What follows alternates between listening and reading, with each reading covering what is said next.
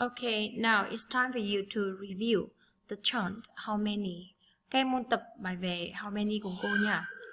Được chưa? Cái bài này là cô giáo đã gửi trên nhóm, các bạn chép vào vở và luyện đọc cho cô nha. How many balls are there? How many balls are there? One.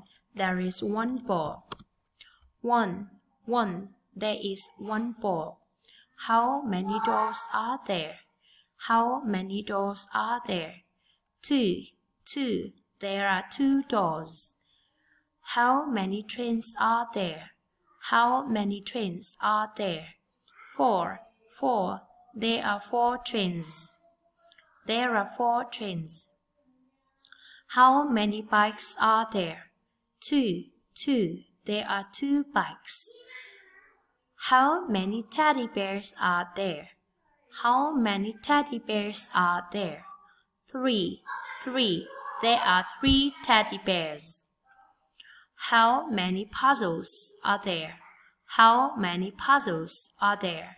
Six. There are six puzzles. Ok. Các bạn hãy bật lại video của cô giáo nhiều lần và chúng ta sẽ luyện tập và trả bài cho cô giáo đúng hẹn nhé. Goodbye guys.